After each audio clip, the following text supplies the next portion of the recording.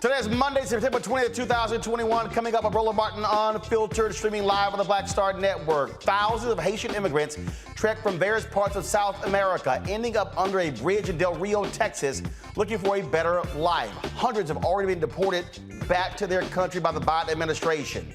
Folks, what is going on the border? What about these deportations? Why is America accepting Afghan refugees but sending back Haitians? We're going to have a full breakdown and report, talking to policymakers and advocates to understand what is going on and what can be done.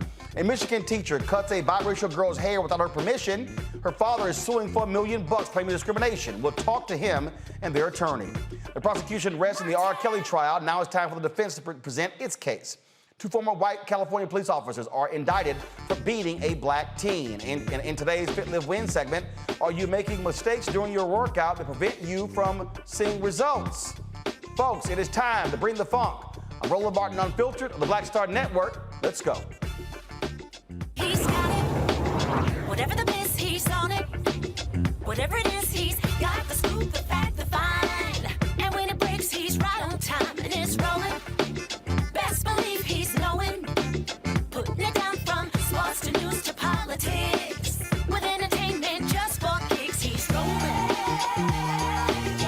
It's on go, roll, y'all. It's Roland Martin, rolling with Roland now. He's funk, he's fresh, he's real, the best, you know he's Roland Martin now.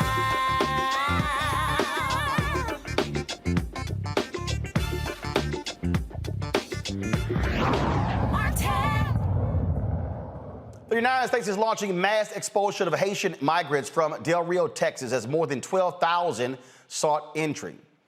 DJ Secretary Alejandro Mayorkas said the department is ramping up flights to Haiti and other countries. He held a news conference today in Texas.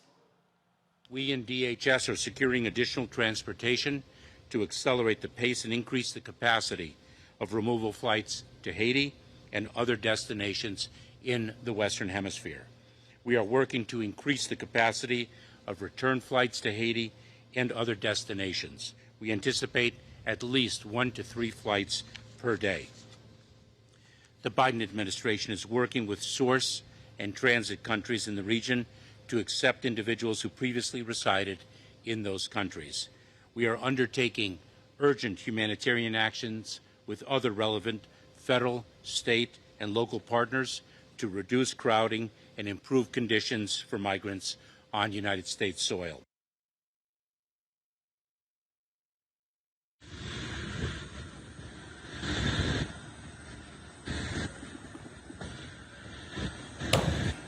Folks, 3 flights with 145 passengers each arrived in Port-au-Prince earlier today. More flights are planned for tomorrow.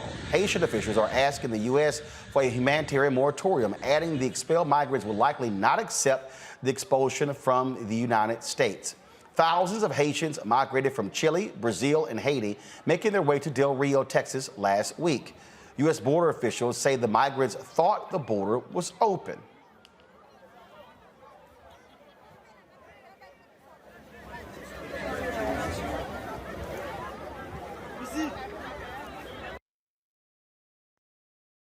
Smugglers continue to recklessly endanger lives of individuals they exploit for their own financial gain. Many of these migrants cross through remote, harsh terrain and unpredictable weather to get this far. Many likely didn't make it. The smugglers leverage misinformation to mislead people. Some of that information is focused on the TPS. Let's be clear, only those individuals living in the United States prior to July 29th are eligible for temporary protected status or TPS. No one who arrived here this past week will be eligible to get TPS. So here's the fact. We are still enforcing the CDC Title 42 order, and those attempting irregular migration here will not be allowed to enter the United States. They will be removed and sent back to their country of origin as mandated under current laws. At today's White House press briefing, journalist April Ryan asked White House Press Secretary Jen Psaki why Haitian migrants are being treated differently than migrants from other countries. The process for Haitian migrants has always in this nation been different than other nations. You have people like Congresswoman Sheila Jackson-Lee, who's calling for equal treatment and fairness when it comes to the Haitians at the border. And overall, you're allowing Afghans to come in, Afghan supporters to come in, as well as Mexicans, and then Haitians are not allowed. Can you speak to that, the issue of equity and fairness? Absolutely, April, and I appreciate your question. Let me just take these different pieces side by side, right? One, our immigration policy is not about one country or discriminating against one country over another. We want to end that and hopefully put an end to what we saw over the last 4 years. Let me start with Afghan allies. Afghans who are arriving in our country are entering in a sanctioned an orderly process that includes vetting and security screenings led by the Departments of State, Defense, and Homeland Security. It's not about one particular country of origin, but we've outlined very specifically in here what those processes look like as individuals who are evacuated go to lily pad countries, go through security vetting before they come to the United States on a range of programs. As it relates to individuals who are coming across the border, wherever they're coming from, whatever country they're coming from, Title 42 remains in place. There are a range of programs that people who are in the country can apply for or may be eligible for, including TPS for Haiti, which is something that we still are continuing to look at and review. The Secretary of State, the Secretary of Homeland Security are constantly assessing circumstances on the ground that would necessitate a TPS designation for any country. And they've obviously made a couple of designations over the course of the last couple of months as it relates to Haiti. And no matter whether it's the people who left, the Haitians that left in 2010 and traveled to South America and now trying to travel here, or the ones who left after this earthquake, either way, what is there for them to go back to when these planes are taking them back? The nation is in unrest. The president was assassinated. There are gangs that people are scared of. Democratic rule is not necessarily in place. The people are calling, particularly those here in this nation, are calling for the elections not to be held, on time because of unrest there. And then you also have the issue of the earthquakes. So what is there to go back to? What are you deporting them back to? Well, April, I will say that our objective and our focus is not only in implementing current immigration policies. We have also been working to provide a range of assistance, working closely with officials from the government as individuals are going back to Haiti, to provide a range of financial assistance, to provide a range of technical assistance. That is ongoing. And we certainly support and want to be good actors in supporting Haiti during a very difficult time, as you noted, with a government that is still working to get back to a point of stability with recovery from an earthquake. And that's why we have a range of programs, options, as well as financial support in place. Psaki was also asked about the treatment of the Haitians after a video and photos showing several Texas border agents on horses swinging whips. There are photographs and reports of border agents on horseback using what appear to be whips on Haitian migrants. Does the administration view that as an appropriate tactic? Can you speak to that? There are people who are upset about it. Yeah, understandably so. I've seen some of the footage. I don't have the full context. I can't imagine what context would make that appropriate, but I don't have additional details. And certainly, I don't have additional context. April, I don't think anyone seeing that footage would think it was acceptable or appropriate. And the DHS said it will be, it said Saturday that federal agencies will be partnering with the Haitian government to provide assistance to the returnees. Can you elaborate on what that assistance will entail exactly? You mean to the people who are returning to Haiti? Yes, we've been in close contact with the government about when people return, what that looks like. Let me get you some more additional details about what that looks like when they get on the ground. Go ahead, Yamiche. Thanks so much, Jen. I want to follow up on the question about Haitians and specifically these photos that are surfacing on Border Patrol agents seemingly using whips. I know you said that there's no context that it would be seen as inappropriate, so the question really is, why would this be happening under the Biden administration? Is this going to stop? What would I wonder sort of what are going to be the consequences if what we're seeing is what we're seeing? I mean, Yamiche, it's all good questions. We just saw this footage. It's horrible to watch. I just have to get more information on it. Again, April, I don't have more information on it. I've also seen the video. I can't imagine what the scenario is where that would be appropriate. I'm certainly not suggesting that, but we've just seen the footage earlier this morning. I know you said that you're still assessing it, but just to add, if this is what we see, is it the president's stance or the White House's stance that whoever these border agents are using what seems to be whips on migrants, that they would be fired or at least never be able to do that again? Of course they should never be able to do it again. I don't know what the circumstances would be. It's obviously horrific, the footage. I don't have any more information on it, so let me venture to do that, and we'll see if there's more to convey. Karen, go ahead. I think, April, I absolutely understand your question. I think I've been very clear about how horrific the footage is. I don't have more information. As a U.S. official, I have a responsibility to get more context and information. Just to know, I also emailed the White House today wanting to know specifically about the use of those whips. Have not gotten a response. We also, yesterday and today, asked the White House to send an official onto this show to explain what is going on. They did not make anyone available. Several Congressional Black Caucus members have spoken about the crisis in Texas. Representative Joyce Beatty, who is the chair of the Congressional Black Caucus, released this statement. I want to express my concern regarding reports of an urgent humanitarian crisis for tens of thousands of displaced Haitians at our southern border.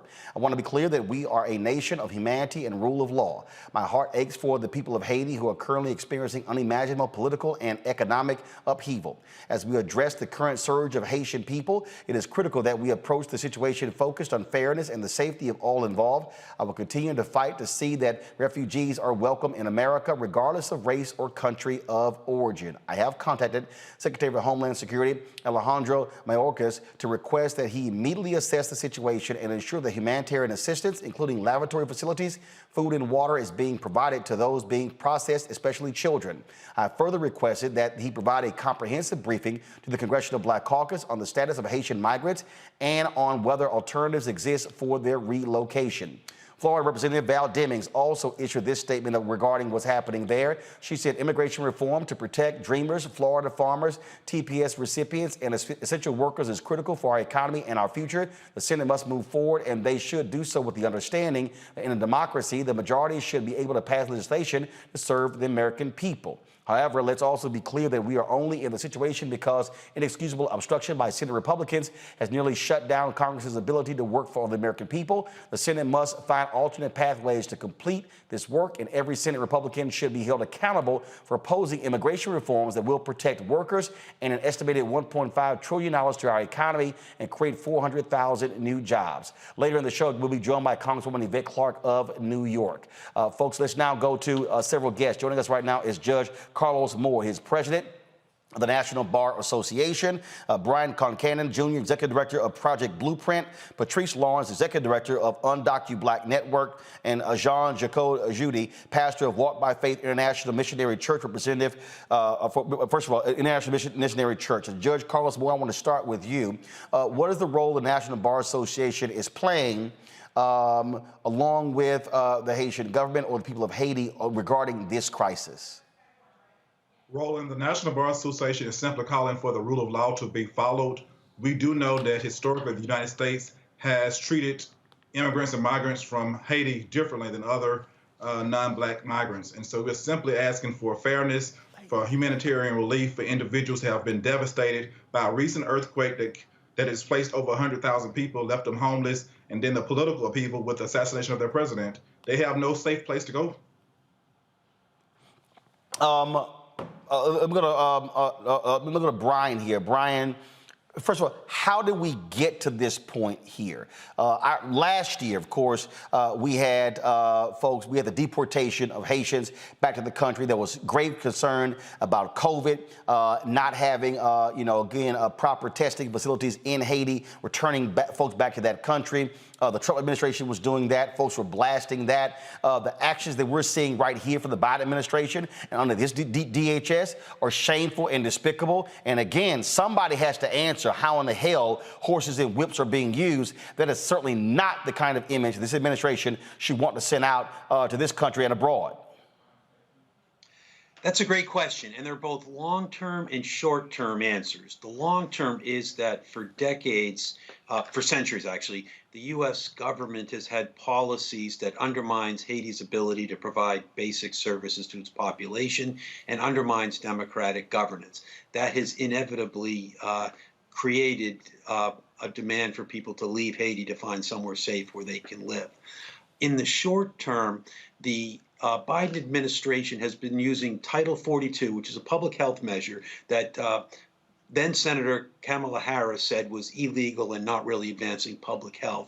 They've been using Title 42 to expel people, especially people of color, including Haitians, from the U.S. That policy is illegal. Last Thursday, a judge ordered it. A judge determined it was so, and it's applied in a discriminatory way. And although it is less spectacularly racist than the whips and the horses, it still is racist, and it's led to 850,000 people being sent back to difficult and dangerous situations. Patrice, this Haitian policy that the United States has had really has been in place since President Jimmy Carter.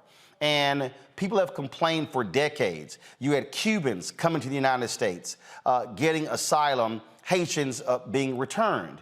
And there really has never been a good explanation as to what's the difference between Cuba and Haiti, other than Cuba is led by a communist regime. Roland, there is no explanation because the only explanation that can be possible is racism. There's absolutely no other reason for this. And that's even clearer with the images that we saw today. I'm really questioning, what year are we living in? Is it 2021 or is it the 1800s? Because what I saw today was slave patrol. What I saw today was Black people saying we are vulnerable. I've got my child with me. I've got my baby on the breast. I have got everything that I have brought with me here to seek assistance. And the United States saying that 15,000 people, 10,000 people is a crisis? Seriously? We can't handle that, but we are doing other things for other countries? It is shameful. It is absolutely disgraceful. It is absolutely shameful. And all of those racists, those savages on those horses need to lose their job immediately. We have to stop the war on Haitians. We need a system of care. We need to make sure everyone's tested for COVID if that's the problem. We need to get rid of Title 42, and we need to institute immediately Haitian parole. We have the tools to use, and the only reason we're here today is because we're under Biden and not Trump. If we were under Trump, this wouldn't even be a conversation. Pastor Judy, when we talk about, we talk about treatment, I mean, here's the question that somebody has to answer to. And that is, how can the United States easily, without any thought, relocate thousands of Afghan refugees. They're not, so if we had to use the argument of Cuba, the Afghans are not coming from a communist regime. So the question then is, all right, why is the United States treating Haitian migrants differently than they are Afghan refugees? It's a good question. It's sadly that we're witnessing what's going on under Biden. What I see that happening here in El Paso, Texas, is that the government, the current government, is let themselves being bullied by Abbott, the governor of Texas, and in that there is a knee-jerk reaction from the administration, and that reaction gonna cause more problems for the people that been already about 7,000 that I know that been already in Haiti, and Haiti is not equipped to receive them. It's creating more problems for these people that are trying to find life. If we're gonna do anything about this problem, we need to go to Panama and Colombia to fix it there. Not when they already cross all these countries and then enter even Mexico and now the United States. The United States, like the speakers already said, understand the situation in Haiti.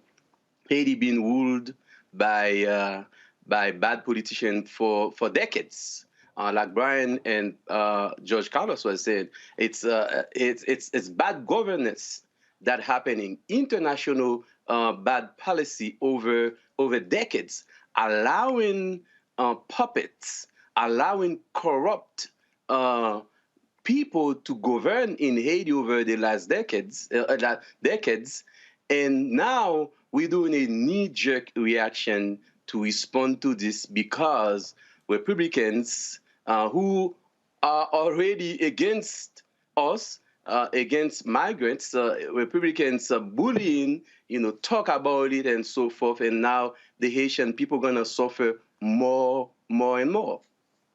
You're there in El Paso.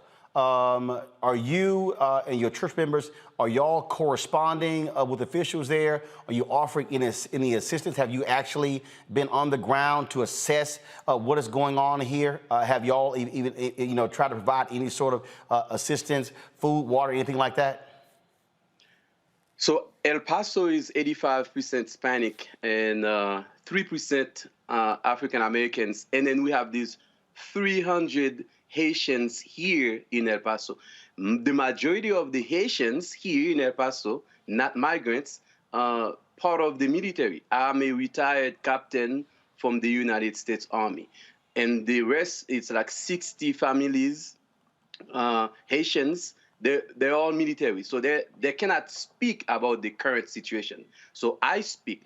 Today, the county judge released numbers of Haitians being processed through El Paso from Friday, talking about 1,500, and then starting today is gonna be 500 every day. The process that I'm saying is that to take them to the airport and then send them back to Haiti. This process will not work. This process, like I said again, is gonna cause more chaos in the life of the people in Haiti. The people here in El Paso, I'm one of the black churches here in El Paso that I need to appeal to the black community. I cannot sugarcoat it. We are a minority within a minority, and the black churches here in El Paso know that they have not responded effectively to face this issue with me. Within the last 5 months, I've been receiving migrants, black migrants, black people here in El Paso. They know the stereotype in this city, and they have not come to address these issues to make sure that when a black migrant depart. So now, something very quick I'm going to explain you. when a migrant they finally get released from the so-called detention center that ICE and CBP operate here in El Paso, when they got released literally with the prison outfit and then the GPS monitoring system. And then they let them go through the airport and then to the planes just like that. That's not right. This is inhuman. This is un-American. We should never do that to people. We should never do that to them. Not because they're black. How we call in everybody saying, let's get the Afghans, put them in the military base. By the way, I'm here in Fort Bliss. You probably heard of Fort Bliss, Texas. We're here in this base where they put a lot of migrants. The people say, bring them. They say to bring them. And then now, in about 1 month, you do that to Haitians, you do that to Haiti. Come on, that's not right. That's not right. Here's what's interesting. I got folks, people who run their mouths, always smacking their gums on YouTube saying, Roland, you voted for Biden for this. Let me remind all of y'all who seem to be stuck on stupid, okay? Who sent Haitians back? Trump. Who did before Trump? Obama. Who did it before Obama? Bush. Yes. Who did it before Bush? Clinton. Mm-hmm. Who did it before Clinton? Bush. Who did it before Bush, the father? Reagan. Who did it before Reagan? Carter. So this is the point that I need people to understand. This is American policy. Mm-hmm. And that's the issue here. And we need to contend with that. Why does America have a different policy for Haitians than they have for Cubans? What exactly is the distinction for America freely accepting Afghan refugees or other refugees from around the world, but having a separate status for Haitians? So could someone answer to me, when someone is trying to seek asylum, what is the distinction that we offer in the country, again, Carlos or Brian or Patrice or Pastor, where you're facing persecution in your country, or the various reasons that we give in this country? Anyone? So with Cuba in particular, we had the wet foot, dry foot policy for a very long time. Which Okay, just so said for the that person who don't know, what's wet foot, dry foot policy? It is exactly what it sounded like, which was that if you were Cuban and you came on a boat, you wet foot, and once you set foot on any type of American soil, dry foot, you are allowed asylum. You are allowed asylum. You can get a green card. You'll process by just the mere fact that you're Cuban. Now, Obama wound down that program, so I'm not sure where it is right now. And then for asylum, that is still an international right. But under the COVID pandemic, which of course we're still in, Trump decided to say that he could use Title 42, something that's been around for a really long time.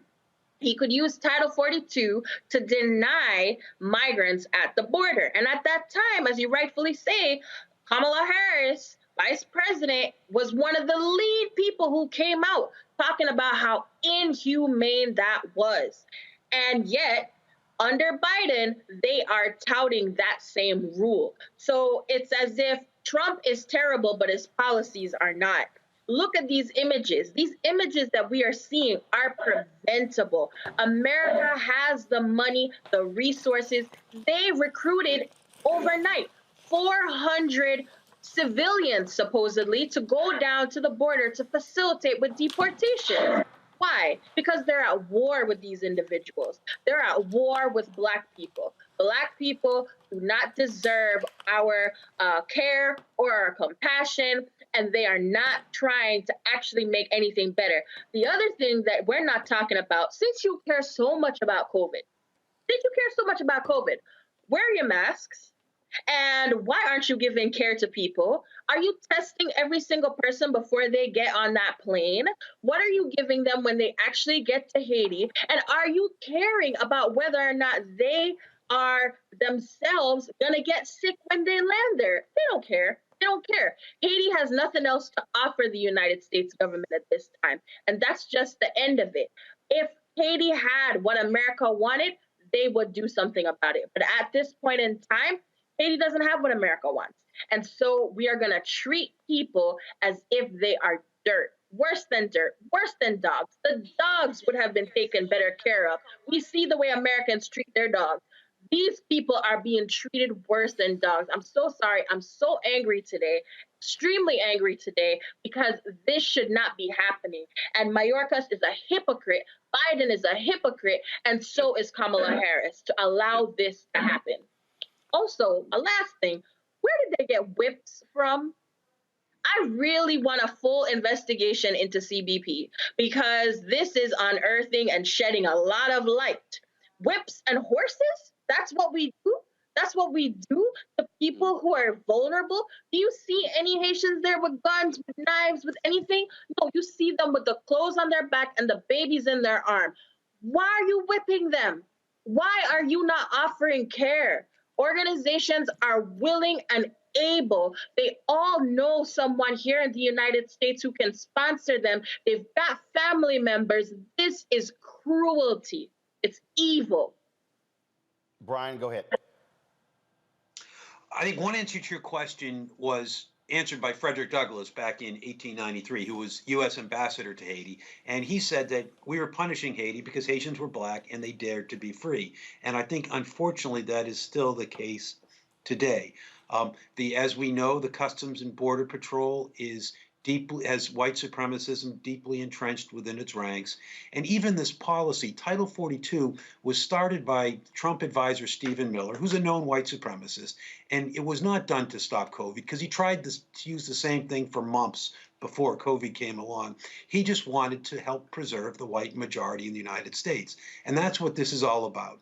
And the Biden administration may not like that, may not like Stephen Miller's policies, but they are certainly continuing them, either because they like them or because they're unwilling to stand up against the white supremacists. And as long as people who profess to not like white supremacy are not willing to stand up against it, this is going to continue. Carlos, the reality is the Biden administration does have a problem. When you had then U.S. Senator Kamala Harris speaking out against this, now she is vice president.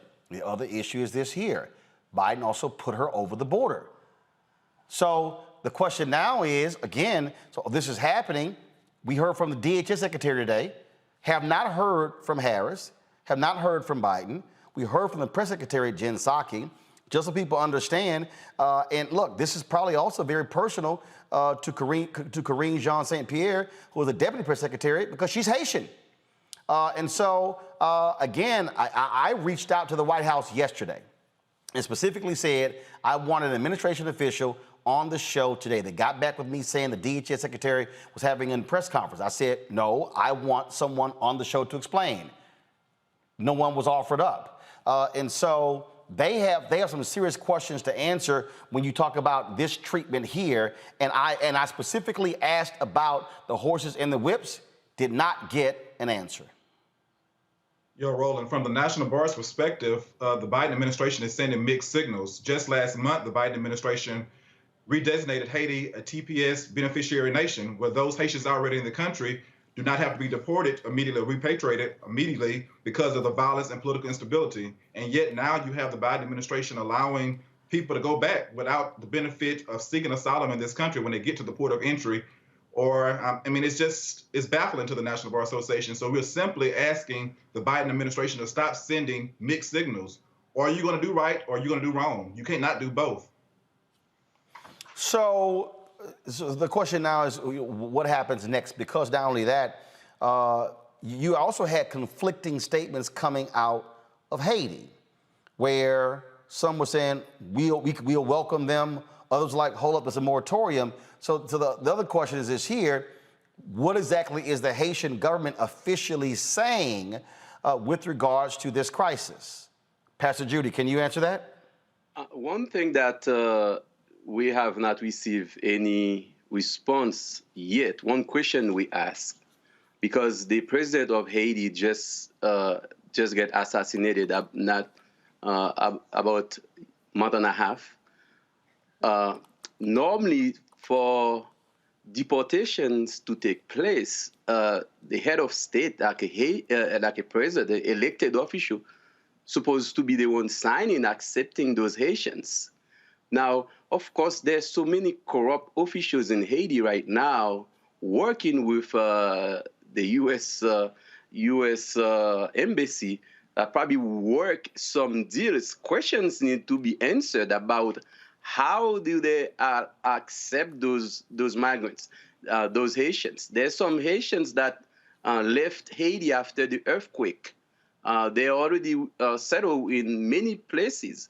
Haiti is the last place that they will go because the ties is limited because they've been away from Haiti for so long. So the question today is who signed, who accepted them, who allowed it, or is the administration just by force just enter Haiti because Haiti is unstable right now? So as far as officials in Haiti, it's nobody really in charge because not too long ago, the prosecutor sent a letter to interview the current prime minister. The prime minister turned around and get the prosecutor fired. So, I mean, the things that we need to talk about also is that who is in charge in Haiti and who does the administration work with in Haiti to do things. From a Haitian perspective, it's some shady thing is happening right now, and these people, they need to come to your show and to respond to those hard questions.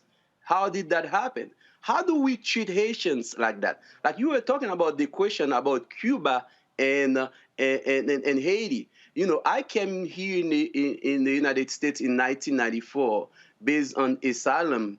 My asylum application from Haiti was granted because when I was in Haiti, I was working in Radio Classique in Haiti. So there was nowadays when the Haitian, even though they have credible fear of persecution, torture, and death, they say that, oh, it's all economical because they don't have anybody that talk on their behalf. Cuba have a lot of people talking on their behalf. Now I'm appealing to the African American community to start helping us, to start helping this country in the Caribbean that's been so long been mistreated, abused by the U.S. and by their own. Well, in fact, on that particular question, I mean, I raised this question a couple of months ago, and I said, in terms of, look, there's a very strong Cuban-American alliance, groups that are in this country, especially in Miami-Dade. And everyone keeps telling me that you have these very strong Haitian-American organizations. Okay, the question is, where are they?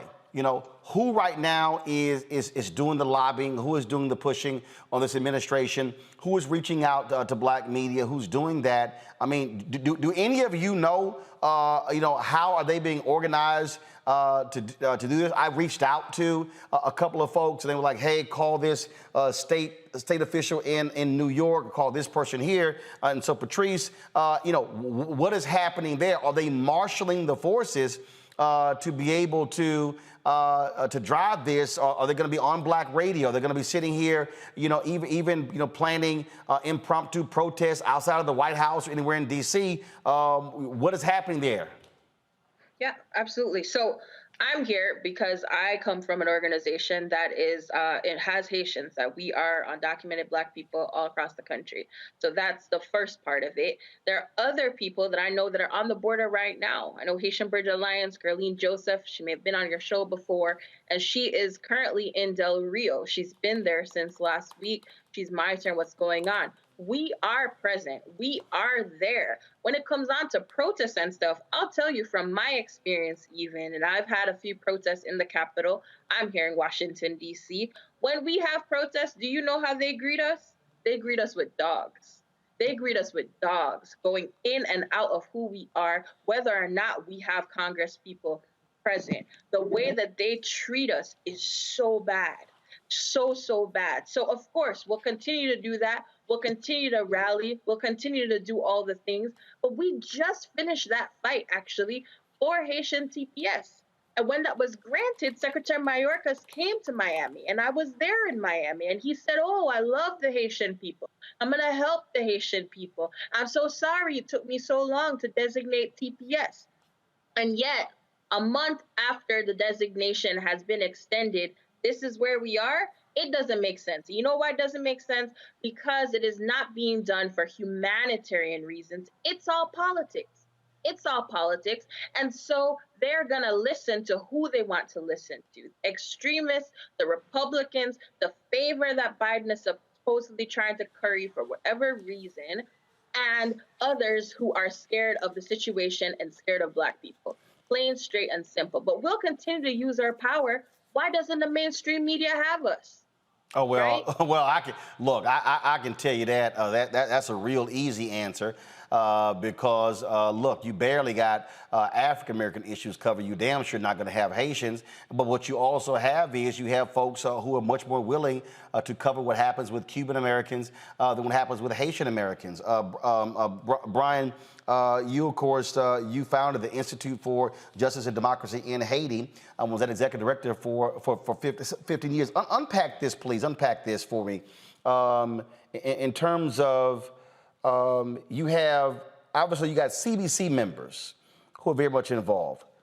Who are the white congressional or U.S. Senate allies for Haiti? There's been some, and it's growing. You know, one thing that was really exciting to of us, among the disappointment that we had this spring with the Biden administration, was the fact that the House Foreign Affairs Committee has been taking a very strong stance against our administration's support for a brutal regime in Haiti. That was led by Gregory Meeks, obviously a CBC member. But one of the exciting things was almost every member of his committee, both Black and white and Hispanics and others, were supportive of that. Mostly Haiti work has been led by the CBC, traditionally John Conyers for a long time, Maxine Waters, Barbara Lee, lots of CBC stalwarts. But definitely less so by the members of the white Congressional Congress. On the Senate side, Senator Ed Markey has been stepping up for Haiti in the past. But you know, obviously, you need a lot more. You need people willing to stand up against the Democratic administration. I mean, there's much more willingness to stand up for the Trump administration for calling Haiti a shithole country than it was for standing up against the Biden administration for treating Haitians the way we're seeing on television. Well, today. here's what I mean by that. So you take Florida Senator Marco Rubio. That's a huge Haitian American contingent there in Haiti. He said nothing. I'm about to send a tweet out right now. He said nothing. I'm on his Twitter feed right now. He said nothing about what's happening with the Haitians there. Yeah. And I think that's been the position of most members of Congress, Republican or Democrat. They're not speaking up. And again, I mean, I don't think I have to add to what everybody else has been saying. There's no way of making the distinction other than on the basis of skin color. Carlos, what's next? What's next? We hope to get down to the border as president of the National Bar, the Black lawyers and judges in this country, and see for ourselves what's going on and assist with the Haitian Bridge Alliance to offer humanitarian assistance, offer legal assistance, pro bono assistance to those individuals. They are entitled to a court hearing. They are being immediately expelled from this country without benefit of petitioning the country of the government for asylum. And that is wrong. We want the rule of law to rule the day, to carry the day, and we will fight and not sit silent until justice and the rule of law prevails in this country. Pastor Judy, for you, what should happen next? I think what next is that there's a bigger awareness that just been brought to the attention of the American people and to the Black community, is that what you see under the bridge in Del Rio, Texas, it doesn't happen there. We have to go back to see over the past 50 years how the United States of America has been mistreated Haiti by putting bad people in power in Haiti by setting up bad conditions for Haitians to live in Haiti. What we see that happen under the bridge is the eye-opener that we should never abandon this place. What took place under the bridge when we see people being mistreated, people having makeshift environmental protection, it's giving us a bigger picture as a whole that we need to do something positive. We need not to respond to Republican bullying us. We need to continue forward. Like things that took place in the past, actually for Haiti, the Congressional Black Caucus being in the forefront. Now I understand Biden is the president, is the Democratic president. They're kind of silent. They need to come back and start talking again, start bringing awareness. We need to take off the gloves.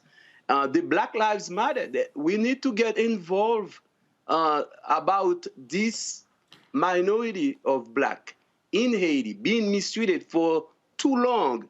And the real is to let us know that, oh, Haiti still exists. Haiti, we need to do something more positive about that place. Patrice. And Dr. Black will continue to organize. In the past week or so, we were able to organize a letter that came from Congress with about 50 Congress people. It needs to be much more. We had another letter that was sent to the administration that had over 300 advocate organizations, national, state, and local. It needs to be much more. And we are calling on all of the viewers to treat this situation as how they treated the kids in cages. Let the whips on horses be the same reaction as kids in cages.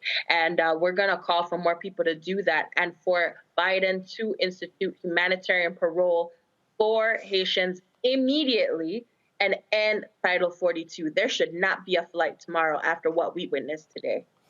All right, folks. Look, we certainly are going to keep our focus on this, and we want absolutely someone from the Biden administration to come on to explain this policy, especially Title 42. In addition to that, expect to be hearing more from Congressional Black Caucus members, Congresswoman Yvette Clarke. They're actually in a meeting as we speak with Vice President Kamala Harris on another issue, and hopefully when they come out of that meeting, we'll be able to hear from Congresswoman Yvette Clarke. So Judge Carlos Moore, Brian Concannon, Patrice Lawrence, and Pastor Jean, Jacoby, Judy, I certainly appreciate all of you being on the show. Thank you. All right, folks, gonna take a break. We come back, we'll have our panel, and we'll unpack this further and break down other news right here on Roland Martin Unfiltered, streaming live on the Black Star Network. Back in a moment.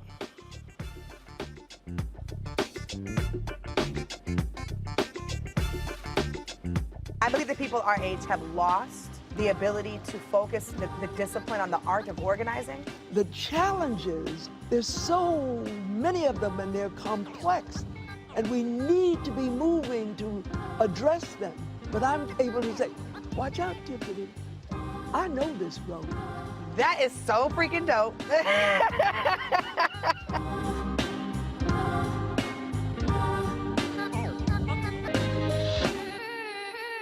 Time to be smart.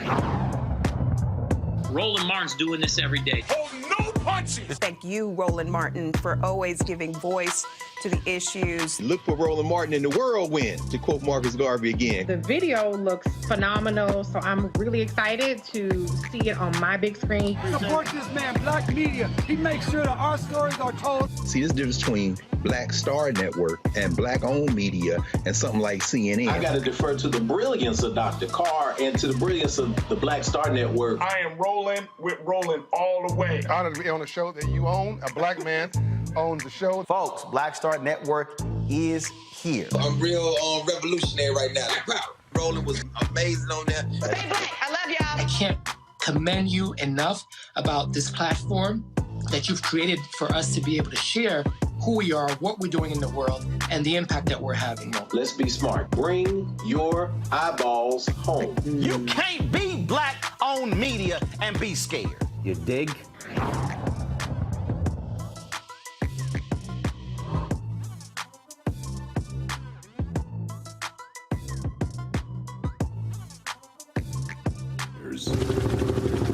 America lost 58,200 soldiers in Vietnam. Under Ron DeSantis' disastrous leadership, Florida has lost 47,000 people to COVID. Every day I come to work, I feel like I'm going to war. I feel like it's a battlefield.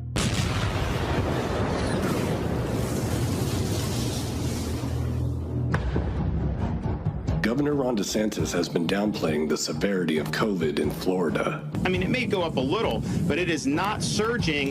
Just like the Secretary of Defense and generals did in Vietnam.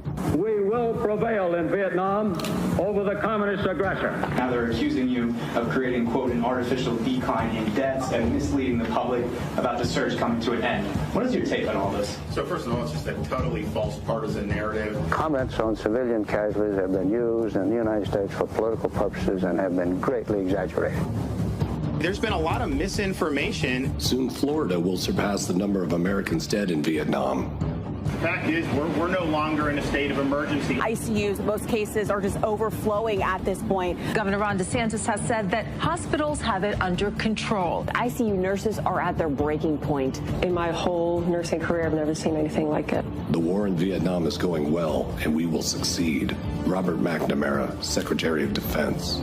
40 to 50 ambulances in the county have to wait an hour or more to offload their patients because there aren't enough beds. 1,200 dead of COVID yesterday in Florida. That's not the total for a week or a month, but one single day. More people are dying now than ever before during the pandemic. So you're going to give a speech or are you going to ask a question? Refrigerated trailers are in place at several hospitals to expand hospital morgue capacity. Ron DeSantis' disastrous leadership has turned Florida into its own Vietnam. Yet we were wrong. I believe we were terribly wrong.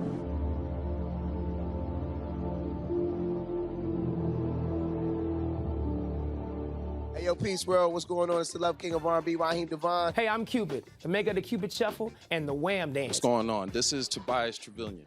And if you're ready, you are listening to and you are watching Roland Martin Unfiltered. Folks, this is a drone video from the folks at The Insider that gives you a sense of how expansive and how major this issue is, where you have upwards of 12,000 Haitian migrants there on the border. So check this out.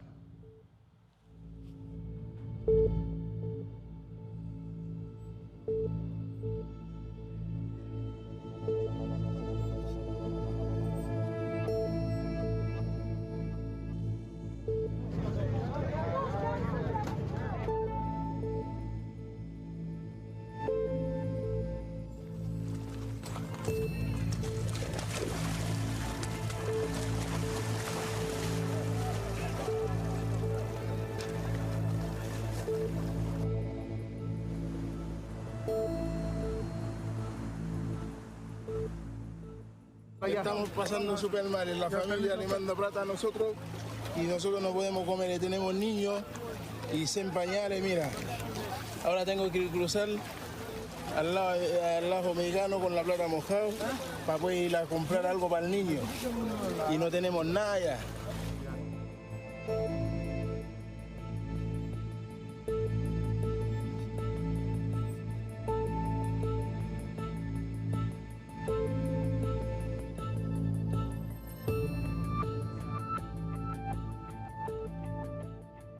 Se eu deportado agora, eu vou morrer. Haiti não tem segurança. Haiti, só bandido. Tem guerra civil todo dia. Muito complicado, porque não tem dirigir Haiti, não tem nada.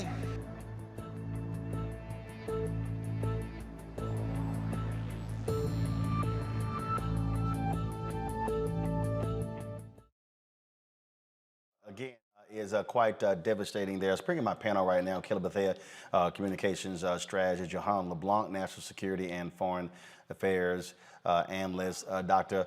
Omokongo Dibinga, Professorial Lecturer, School of International Service, American University. Glad to have all of you here. Johan, I'll start with you. Your assessment of how significant and serious this issue is, and what must the Biden administration do to deal with, obviously, these shameful images?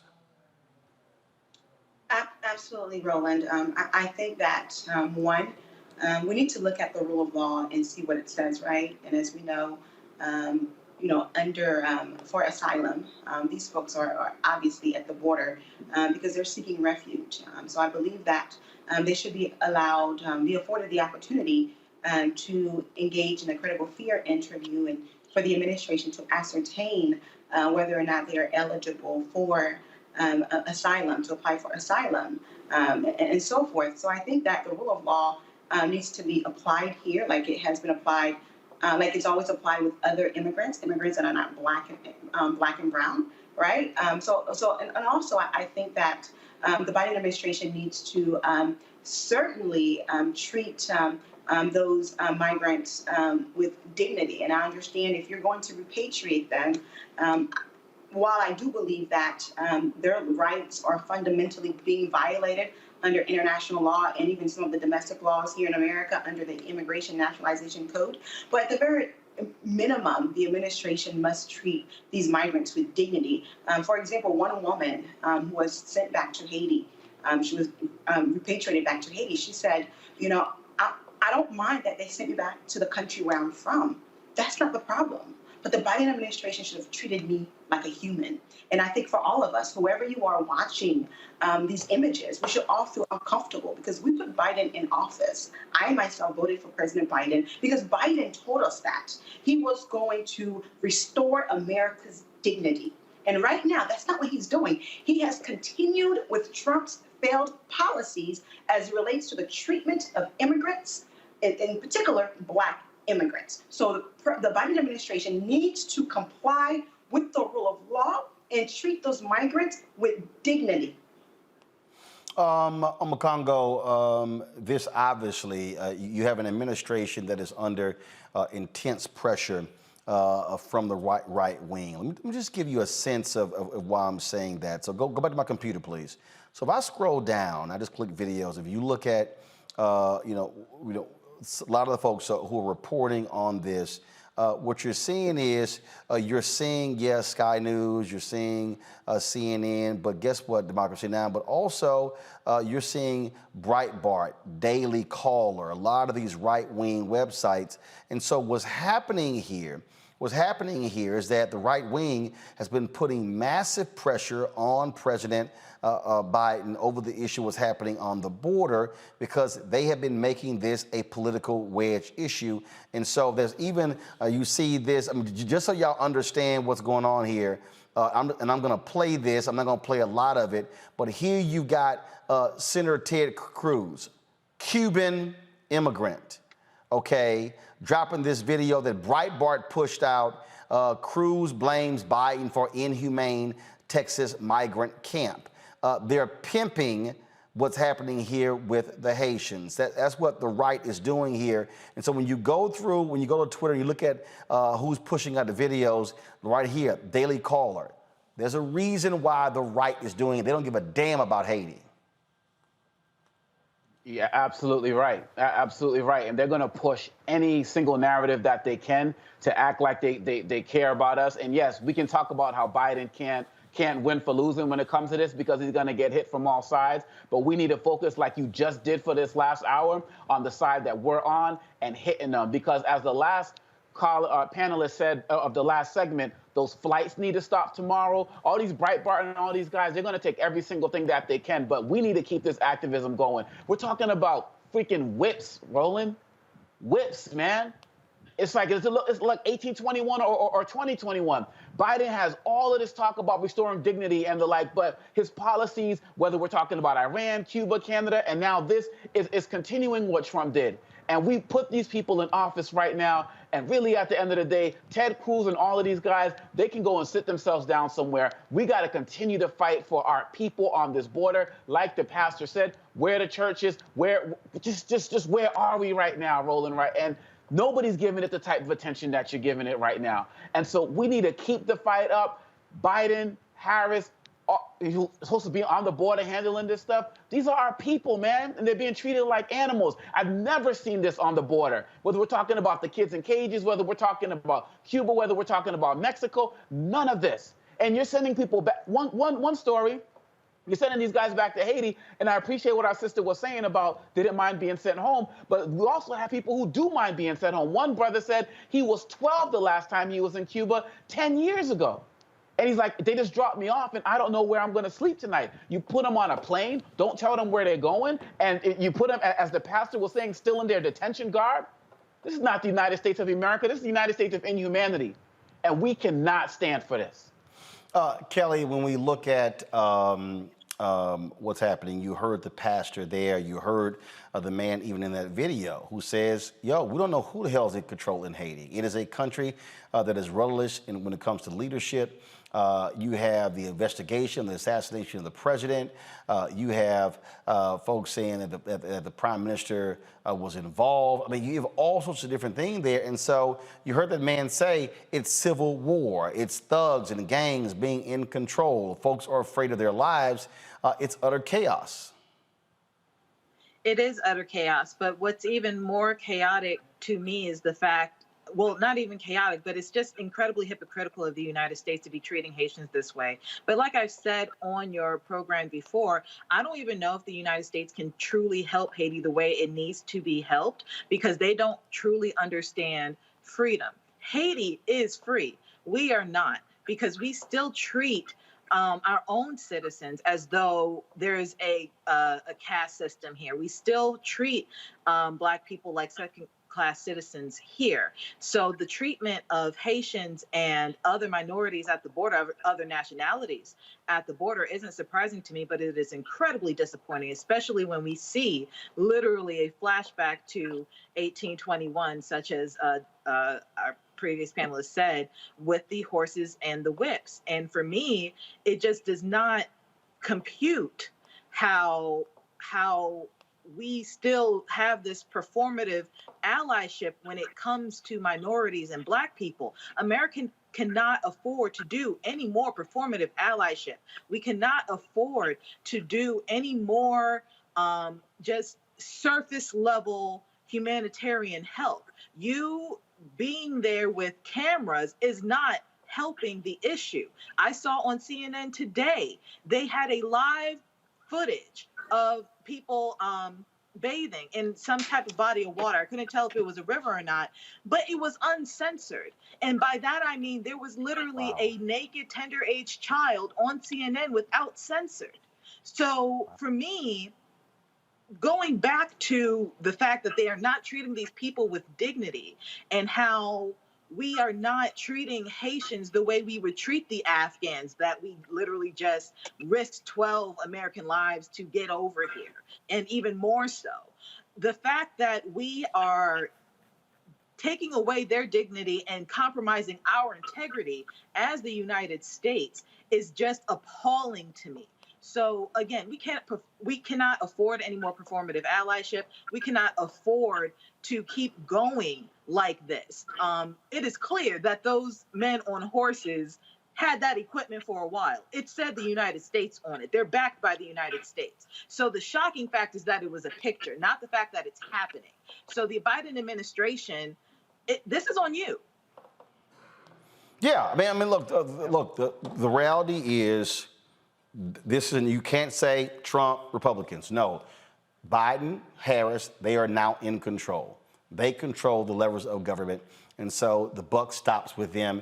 And you saw in that news conference how April Ryan was pressing Press Secretary Jen Psaki, who was not happy at all with how aggressive she was doing so. But these things have to be answered because what we're seeing is dead wrong. And again, I'm going to go back to what I keep saying over and over and over again, and that is there has to be a reckoning as to why there's a separate policy in the United States for how Haitians are treated compared to Cuban Americans and others. The reality is this: if there were 12,000 Cubans trying to make their way into the country, they would not be boarded on planes and flown back to Cuba.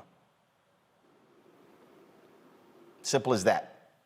Simple as that. So that absolutely must be dealt with. All right, folks, I got to go to a break. Johan LeBlanc, we surely appreciate it. Thanks a lot. When we come back, folks, we'll talk more on Roland Martin Unfiltered on the Black Star Network.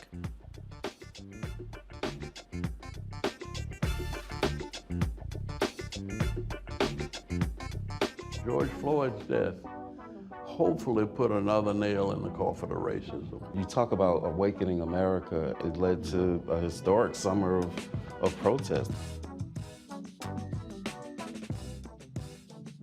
I hope our younger generation don't ever forget that nonviolence is soul force. Priceless.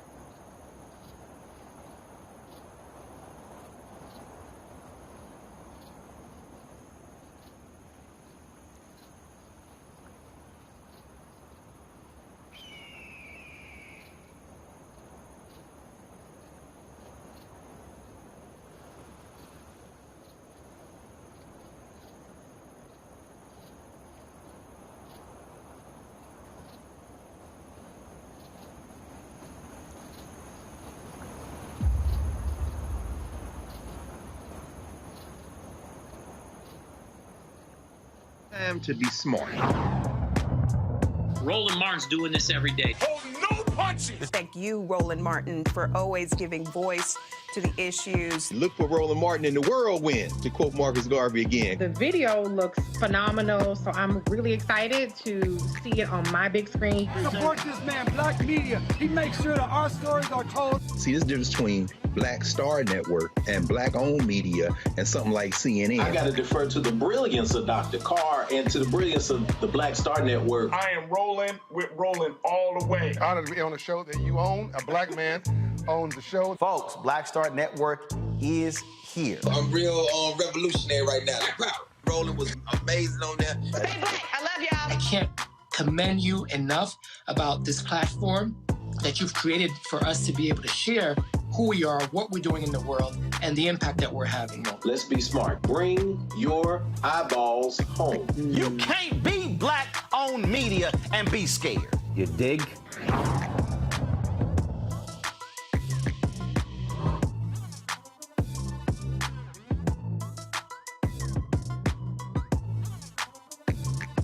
Hello, I'm Bishop TDJ. Hi, y'all doing? It's your favorite funny girl, Amanda Seals. Hi, I'm Anthony Brown from Anthony Brown and Group Therapy. What up, Lana Well, and you are watching Roland Martin Unfiltered.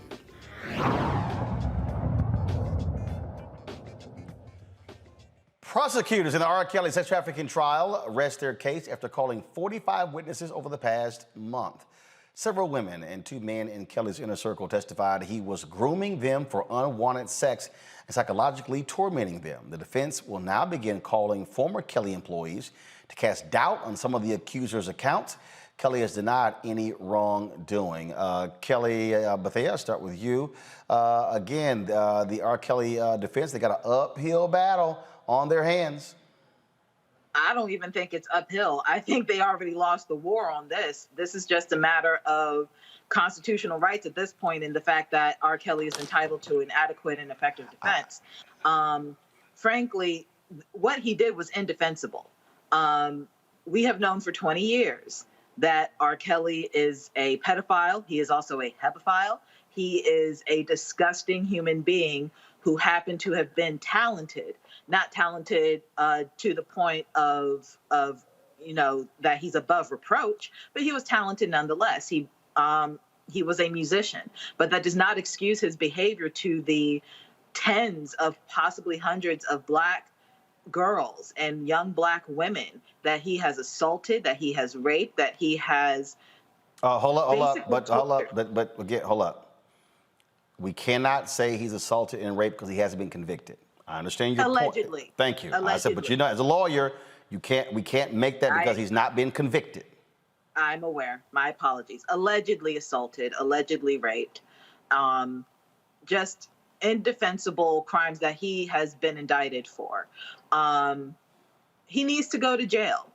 Should he be found guilty, which I, at this point, have no doubt that he will be, he needs to be up under the jail. This is a man who claimed to be the Pied Piper. He coined himself to be a predator, because that is what a Pied Piper was. That whole folklore of a older man who, by being a musician, was able to lure children away from the safety of their homes so that he could do unspeakable things to them. The fact that he likened himself to that in a favorable light and still thinks that what he allegedly did is okay just shows you that not only the cognitive dissonance, but just how sick this man really is, and how sick, frankly, his followers are, who still think that he's innocent. So again, like you said, we're going to be watching this very closely, but I have a really good feeling that we won't be saying the word allegedly much longer. Makongo? I'm definitely hoping that Kelly is right on that, in terms of we won't be saying allegedly much longer. And I really hope that after this trial is complete, that many of his accomplices will also be brought up on trial, because they engaged in trafficking of children. Last week, you talked about how somebody walked in on him when he was performing oral sex on Aaliyah. I mean, these are things that people knew, and these are things that people saw. The man used to sit outside of high schools looking for girls, and people enabled that. I think it's really important also that we're making sure that these victims are getting the alleged victims are getting the support that they need as well. Because we all see when people who might be celebrities like a Lupita Nyong'o or people like that come out and condemn people like a Harvey Weinstein for what they did, and they get attacked online and social media. These younger children, they don't have that type of defense. And so if people are knowing who they are, I wouldn't be surprised if people who are still part of R. Kelly's team are engaging in some form of bullying and those types of behavior as well. So we have to make sure that we're doing the work to uplift them as well, because they need the support for their coverage. They were doing this before Me Too ever popped off, right? And so really at the end of the day, we have to make sure we're supporting our young Black girls who are now young Black women now, and probably a little bit older Black women now. And we have to make sure that his entourage and everybody who's been involved in this trafficking ring gets punished to this most severe extent of the law if they are found to be guilty. So we certainly will see what happens now that the defense now has their time. All right, folks, so let's go to Michigan, where, crazy story, a Michigan father is suing a school district for cutting his daughter's hair. Biracial, but did it without permission. Jimmy Hoffmeyer filed a $1 million lawsuit against Mount Pleasant Public School for racial discrimination, ethnic intimidation, intentional infliction of emotional distress, and assault and battery. Hoffmeyer claims the school violated his daughter's rights after having their hair cut on 2 separate occasions while his daughter, Journey, was at school.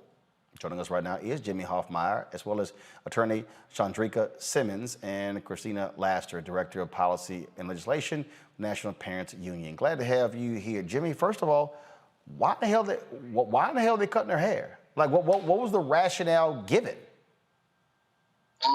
They said it was because my 7-year-old daughter, asked for it to be done. Okay, hold up. They're claiming that your daughter asked for her hair to be cut. Yep. But so what? Is there a salon or a barbershop in the school? No, there isn't actually. So first of all, who cut her hair?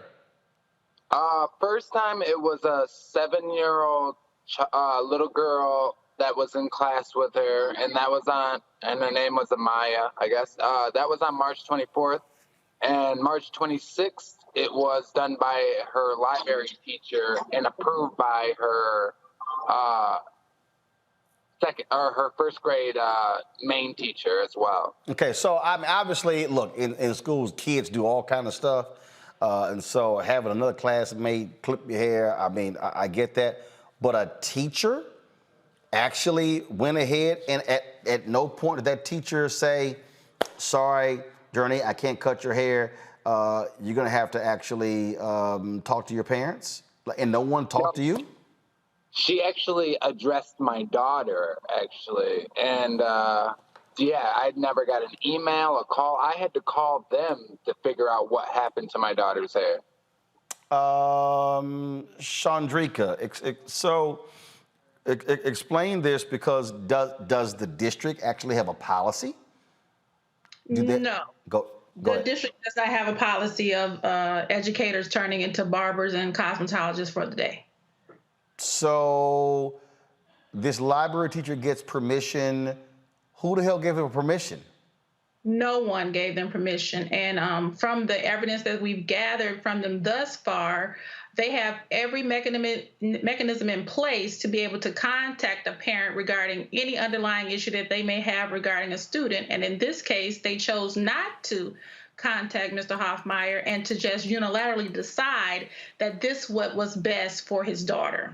Even though Mr. Hoffmeyer had already taken his daughter to a hair salon after the child on the bus cut her hair to shape it up and make it look presentable, they cut this child hair after she had visited at a hair salon. So I'm just trying, I mean, the thing that really just jumps out at me here, Jimmy, is, okay, what was the response from the principal, from the school district? The response from the there really wasn't a good response. They just asked how they could just make it go away, pretty much is all they said.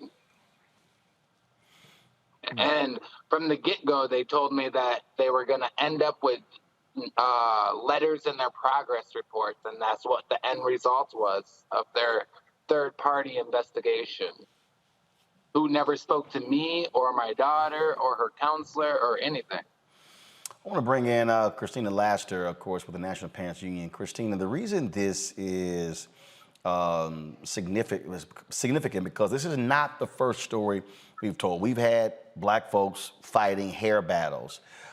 We've, of course, been covering the Crown Act, its passage in different parts of the country for the past year or so. And the thing that really that jumps out is just this constant desire to cut black kids' hair. Right. And so basically we see that Mount Pleasant would like the public to believe that this is an isolated incident, but we know that it is not. And there is a pattern and a history of hair discrimination, right? And now we're seeing that permeate throughout K-12 schools, where children are either forced to comply or assimilate immediately if they're involved in athletics or whatever the case may be. This takes it beyond the norm of asking the student to cut their own hair to they took that action into their own hands without parental permission or consent. And so this is why it's vital to have accountability mechanisms like the Crown Act that specifically say you cannot do these things and under these certain conditions, because apparently common sense was not so common that day. In terms of what is the next step, first of all, with your lawsuit, Christina? I'm sorry, Chandrika, your next step for the lawsuit? So right now, we filed a lawsuit last week in the Western District. The lawsuit, however, will be moved over to the Eastern District, most likely in a couple of weeks. Once that is moved over, we will serve the defendants with the lawsuit and go from there. What we're seeking is some type of justice, because the response that we received these months that we've been trying to reach a resolution with the school district on this matter is so nonchalant, so not taking accountability for this occurring to this child. And I don't think they understand the underlying issues, that this is a cultural issue and there needs to be a cultural change in the Mount Pleasant school districts. I've been reading comments about this lawsuit since I filed it, and I see that there's a cultural divide as to children of color and their hair versus others in their hair. But I would like to say this. If anyone had a child in public schools and they came back home with their hair cut, they would be livid. Jimmy, obviously you get a response from the principal. How about the school board? The school board, we haven't gotten any response from, really. We've tried to show up at school board meetings and have them address things, and they've never responded back. Wow, well, that is certainly very strange there, and I must say, Christina, we keep seeing this, and for a long time you had black parents who, played the get along game. Now you got people who are saying absolutely not, especially since you have more African Americans who are wearing natural hairstyles and are fighting a lot of these dress code policies that frankly discriminate against black folks. Right. And what we do know is that we can't legislate hard changes, but we can legislate justice, right? This is the importance of having the Crown Act in places for accountability, because as you heard from Jimmy Hoffmeyer, we try to use the proper protocols and procedures to address the school and the school board and ask for them to hold themselves accountable, but they were unable to do so. And so as the public may see it as, oh, just a ploy to, try to raise suit and get money, that is not the situation. We actually went through the proper procedures and channels to try to get them to hold themselves accountable. But what we realized is that they were not willing to do so. And so now we will pursue justice in the court and remedy in the court. And that is just basically what I admonish all parents to do in situations like this. Don't just leave it in the hands of people that aren't willing to hold themselves accountable. Pursue justice by every means. All right, then. Jimmy Hoffmeyer, Chandrika Simmons, and Christina Lastra. I certainly appreciate it. Thanks a lot. Let us know what happens with this case. Thank you. Will do. Thank you very much. Omakongo, I want to start with you. Again, this is a constant attack on blackness. This is why the Crown Act should be federal law. There have been different states and counties that have actually passed it, but it actually should be a federal law that deals with hair discrimination. It absolutely has to be. And I'm glad you asked the question about the school board, because this is actually connected. I'm thinking of a story from the York Central School Board in Pennsylvania where they've banned a whole bunch of books and, this whole critical race theory faux argument. And they're banning books like about Rosa Parks and so on and so forth. But, they're just banning books with brown people in them. And one of the books was Hair Love. Right? A book that was widely celebrated for showing the beauty of young black children's hair. And so when people think that these are isolated incidents, this is systematic. I'm thinking about that wrestler who had his hair cut and still went out there and won the match. We need the Crown Act to be federal and all of the parents out there. And for these teachers and these librarians and whoever who feel like they can just have the right to have access to our bodies in any way, shape, or form like this, I'm glad that there's national attention to this, because that father deserves better. That child deserves better. And so the Crown Act needs to be the case. It needs to be federal. But we also need to realize that this is also connected with everything that's going on in these school boards against, quote unquote, critical race theory being taught in schools. This is part of that whole movement that these guys are after, and we have to continue to fight it. Kelly, again, whether it's that wrestler, where they told him, look, I'll cut your hair, are you going to get disqualified? Whether it's the case for the brother in Texas who was say you can't graduate because of your hair violates the Texas dress code. It's just nonsense. All of it's nonsense. And you see how my hair is today. Like, I have come across some discrimination regarding my hair myself, and it always irked my soul, considering how my hair had absolutely nothing to do with my intelligence. It had absolutely nothing to do with my skill set in that job or that meeting or that, that event. My hair is my hair, and it should never have to be a political statement just being yourself. So I personally commend the father in this situation because he is a lot calmer and than I could ever be. But granted, this happened back in March, so maybe the acute anger has subsided. But I commend him for his grace on this issue, and I also commend him for actually not only standing up for his daughter, but at this point, he's standing up for all the kids who are in this jurisdiction who have similar issues regarding their hair, because their hair should not be an issue at all, and yet it is. I had questions regarding the status of the Crown Act in Michigan. Like Doctor said just previously, it should be federal law, but until that point, every state should have some type of legal safeguard when it comes to hair discrimination. That's why the Crown Act was even legislated and designed for legislation in that regard. But I would also press criminal charges if possible, because at the end of the day, this is assault on two ends. This is assault on the civil side, which is where they're seeking damages. But this is also assault on the criminal side because someone touched a child without parental consent or without the consent of somebody who could give consent. So I would be interested to see if somebody's going to go that legal route as well. All right, folks, let's talk about COVID, where Pfizer says it has a vaccine that is safe for children ages 5 through 11. With pediatric infections on the rise, many parents are eager to vaccinate their children. The vaccine is already approved for children ages 12 and up. More than 5 million children have been diagnosed with COVID since the start of the pandemic. The FDA will decide on the safety of Pfizer's vaccine for children in the coming weeks.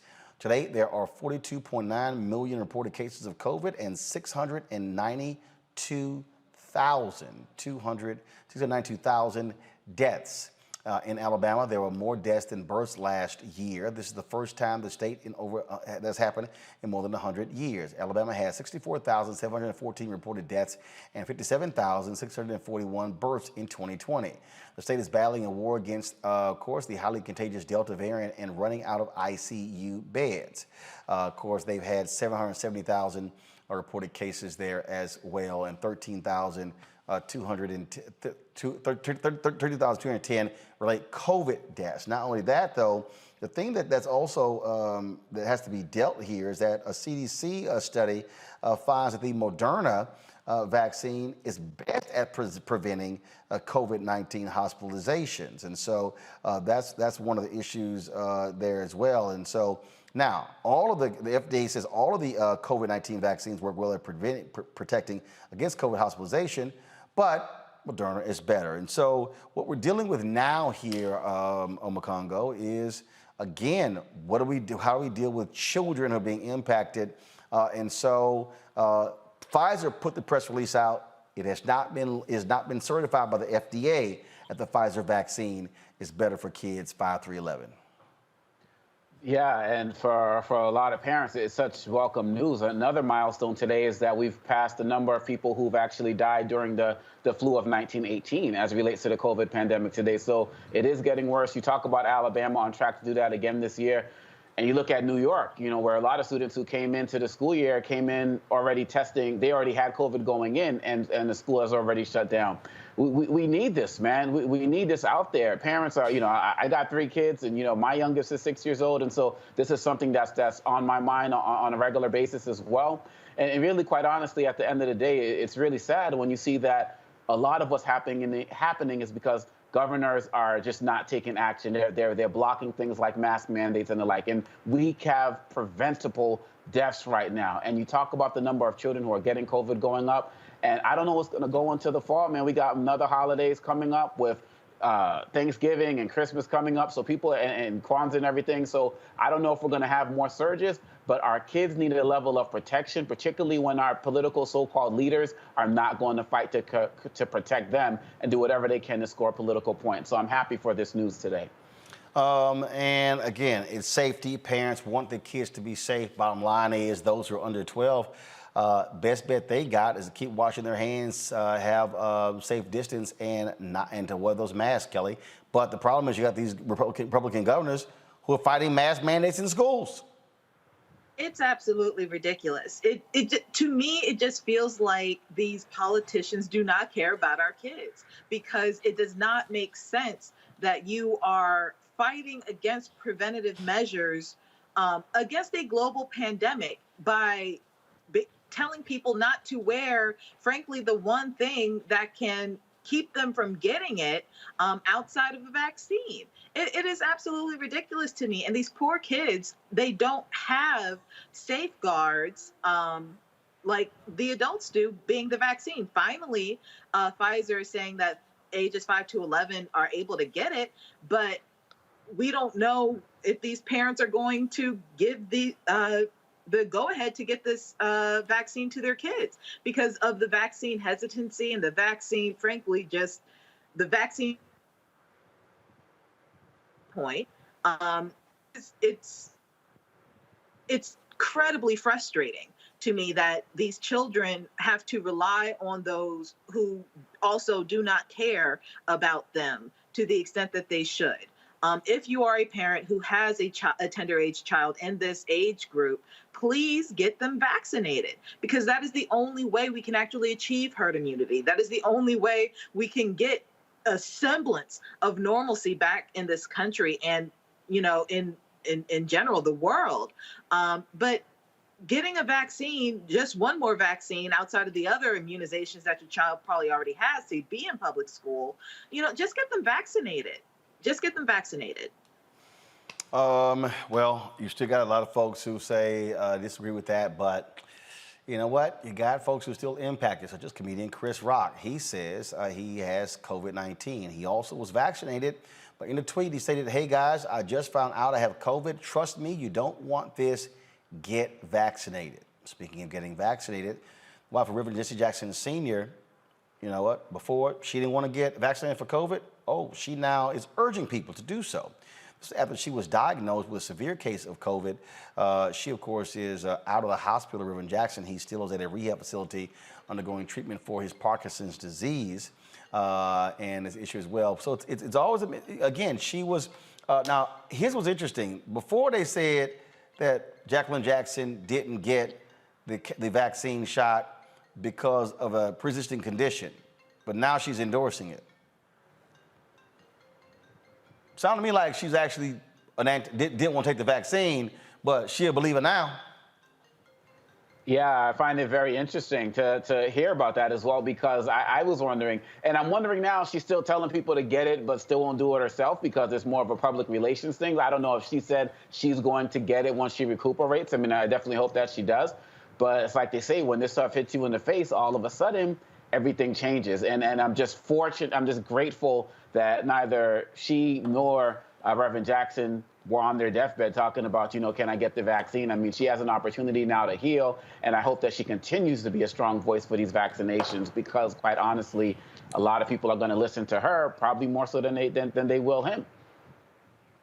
Look, I'm telling y'all right now, y'all can play around as all y'all want to. Go ahead. I ain't trying to play around with COVID, but, you know, and so it goes.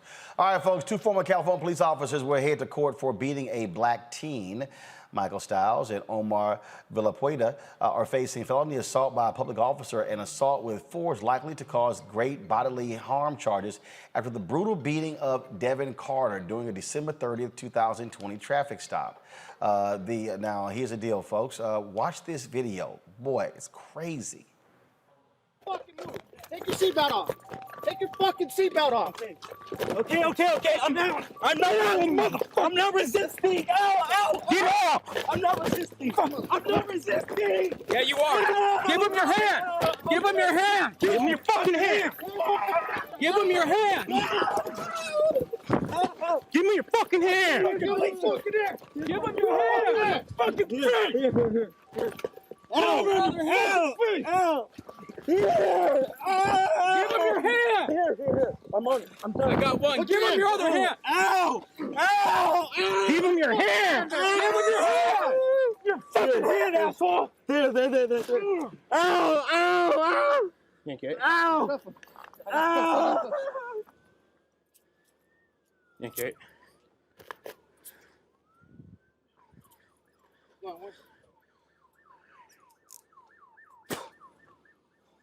Ow.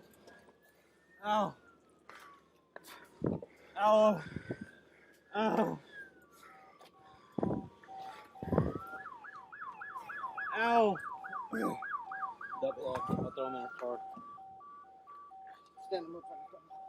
Huh? They're on the tight. Thank you. Ow, ow, ow. Stand up. Okay, I'm done.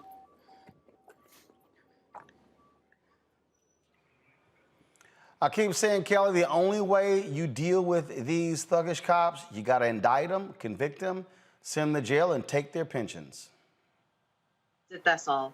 Because at this point, it is absolutely ridiculous. I personally had to, mute my phone and everything because I can't keep watching videos like this. I know that they exist. I know that it's still happening, but I personally cannot handle any more trauma to my Black brothers and sisters being imposed upon by racist police or racially biased police. Because it's not just white people, white cops doing this, it's also Black cops.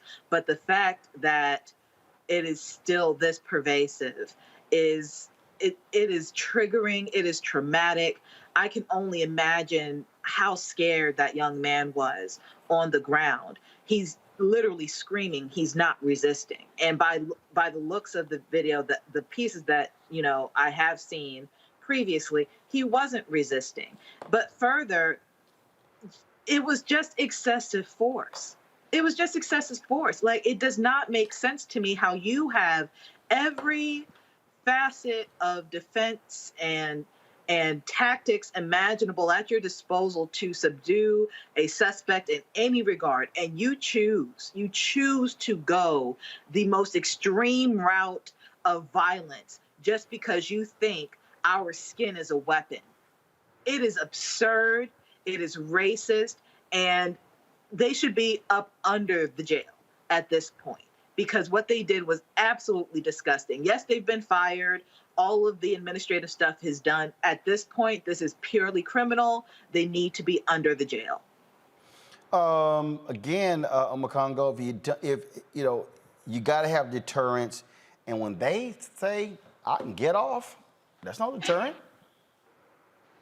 That's right. That's right. And this is yet another reminder of why we need the George Floyd Police Reform Act. It's another reason that we need to understand that as part of that is a database of officers who do things like this. So when they do get fired, they can't just go down the road and do this again. And we also have to be mindful of the fact that one of the things the brother was saying was that he sped up because he wanted to drive to a lit area because he was afraid of what was going to happen in being pulled over in the dark. We saw this a couple of months ago with a soldier in Virginia. Imagine if there was no lighting. This brother might have ended up dead. So we see these situations where officers will make the situation worse by running up and say, oh, you're resisting, and then knock them out, or just try to pull people over in the dark. And they put us in positions where they feel like they are forced to do what they're doing, where they're just looking for a reason to beat us down. And so we need that national registry. There needs to be a trial, and we need that police reform bill passed. And yes, I hate seeing these videos. I actually listened but didn't watch, Kelly, so I was on the flip side of you. But we have to be reminded at the same time that we don't have an anti-lynching bill. We don't have a George Floyd Police Reform Act. And with everything going on, COVID and all of these, we kind of lull ourselves into a belief that these things are not still happening until they happen to one of us. And so we have to keep up the fight and make sure that we're following these cases, because if we don't, no one else will. All right, folks, here's an update on the video that we showed earlier of U.S. Border Patrol agents beating Haitian migrants with whips on horses as well. This is a statement released by the Department of Homeland Security. The Department of Homeland Security does not tolerate the abuse of migrants in our custody, and we take these allegations very seriously. U.S. Customs and Border Protection's Office of Professional Responsibility is investigating the matter and has alerted the DHS Office of Inspector General. In addition, Secretary Mayorkas has directed that personnel from the Office of Professional Responsibility be on site full-time to ensure that the responsibilities of DHS personnel are executed consistent with applicable policies and training in the department's values. Secretary Mayorkas visited Del Rio today and witnessed the extraordinary work of DHS personnel. The footage is extremely troubling, and the facts learned from the full investigation, which will be conducted swiftly, will define the appropriate disciplinary actions to be taken. We are committed to processing migrants in a safe, orderly, and humane way. We can and must do this in a way that ensures the safety and dignity of migrants. I would say anything less than them getting fired, Kelly, is unacceptable.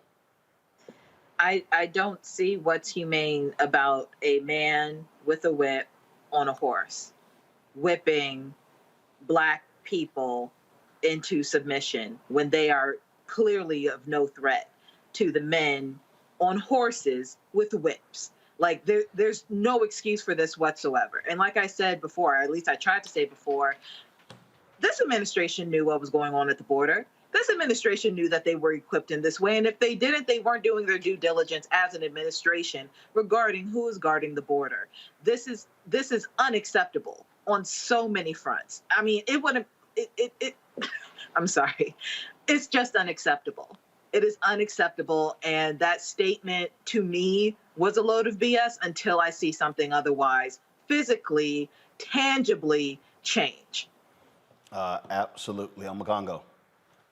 I found it interesting. I was kind of reading that with a little bit of a third eye, and they talked about cheating people with dignity who are in our custody. And I'm like, okay, well, if these guys didn't fully cross the border yet, if they're kind of like still on the Mexico side, does it justify what they did? You know what I'm saying? And so I thought that was very interesting in terms of how it was worded. But like Kelly said, until we hear some real consequences and see some real action, in addition to all of the other nonsense that needs to stop, like stopping these flights and letting people know, not letting people know where they're going, these are just words to try to quell a situation, but we need to see some real consequences. Absolutely, and so we will be looking for more of that and so to see what happens next. So, yeah, it's going to be quite interesting. All right, folks. You know what time it is?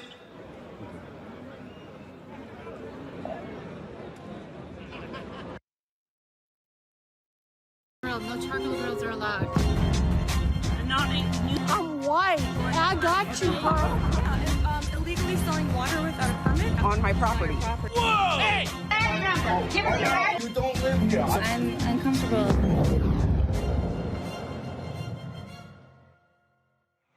Well, a Karen in Connecticut slaps and harasses a young sailor in a pizza parlor. Watch this. Disgusting fucking piece of Ma'am, you're on camera. I would leave now before I call the police. Yeah. I will call the police if you don't leave. No, you are not permitted to grab my phone. You're not permitted to grab this hat. Yeah. I don't know where this behavior is coming from. And just let him be. Just let him be. Show his uniform. Show his uniform. Let him be. Show his uniform.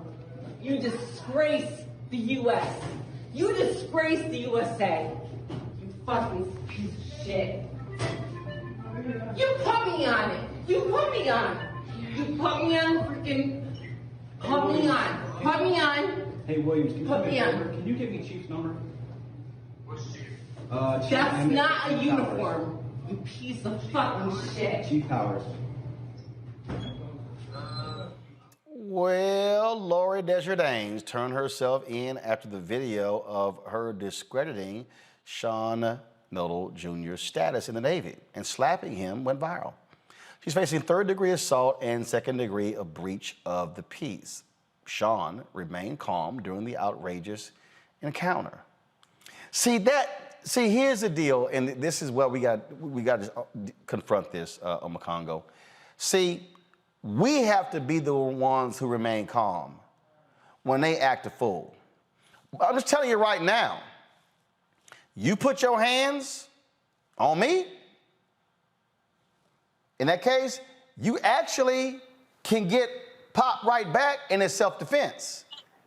The problem is, and I talked about this when, I remember the football video game. It was a Pittsburgh game.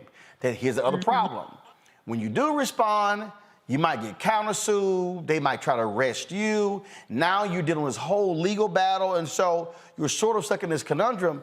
But these folks are just out of their damn minds. Completely out of their minds.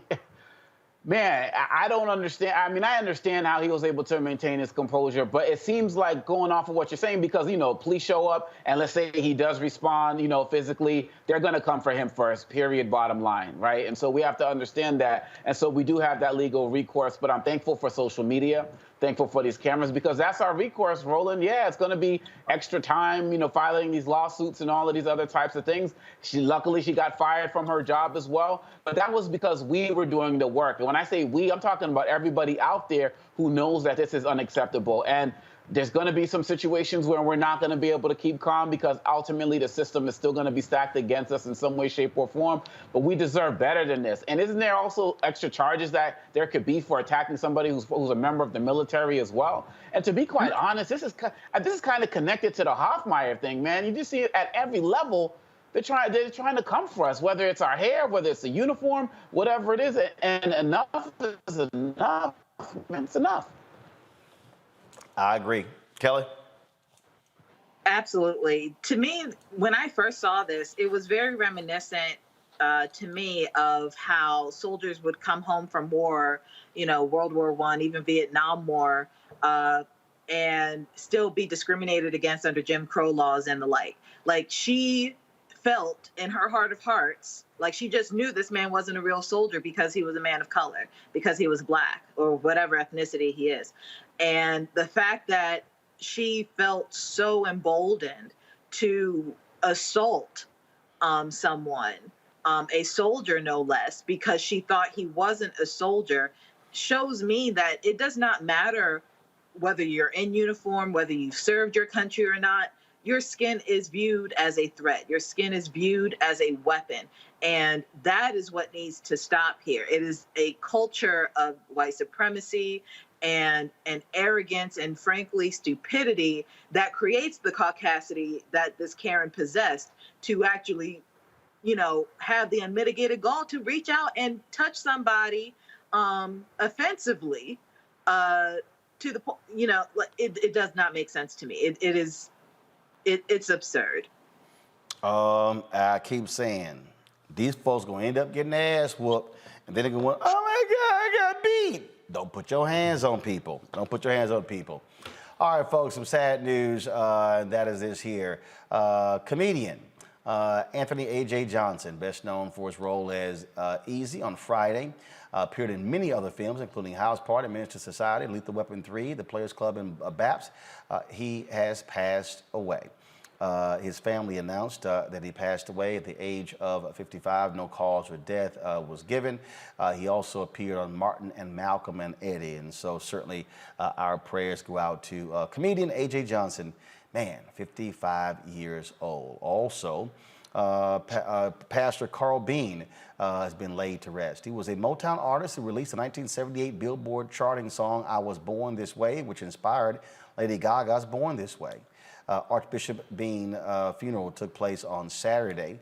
He became a pioneer in the gay community, starting the Minority AIDS Project and Unity Fellowship Church movement in LA for openly lesbian, gay, bisexual, and transgender African Americans. Growing, the church grew into a national movement, creating the first Black church for the LGBT community. Archbishop Carl Bean passed away at the age of 77. Also, family, friends, and fans got to say their final farewell to award-winning gospel singer Lee Williams. Williams founded Lee Williams and the Spiritual OCs, a quartet formed in the late 1960s. They performed soul-filled gospel music for nearly 5 decades. The group won several Stellar Awards and a Soul Train Award. Williams' funeral was held in his hometown of Tupelo, Mississippi. He passed away at the age of 75. All right, folks, certainly thoughts and prayers go out to all of them, these African Americans who have passed away, and so we certainly honor their work and what they contributed to our society. All right, folks, coming up next after this very quick break, we're going to talk about your workouts. What you need to do to, if you think you're doing stuff right, you ain't seeing the results, how do you switch that thing up? That's next on Fit, Live, Win, right here on Roland Martin Unfiltered, streaming on the Black Star Network. When you study the music, you get Black history by default. And so no other craft could carry as many words as rap music. I try to intertwine that and make that create whatever I'm supposed to send out to the universe. A rapper, you know, for the longest period of time has gone through phases. I love the word. I hate what it's become, you know, and to this generation, the way they visualize it. Its narrative kind of like has gotten away and spun away from, I guess, the ascension of black people.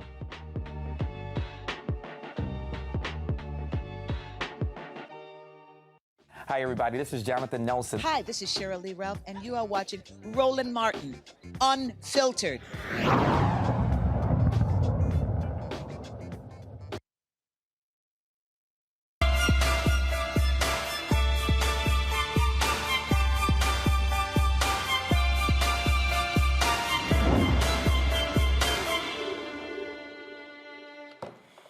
All right, y'all, we all want to get in better shape, so people hit the gym, but what happens if you don't have a trainer? How do you know you're working out correctly?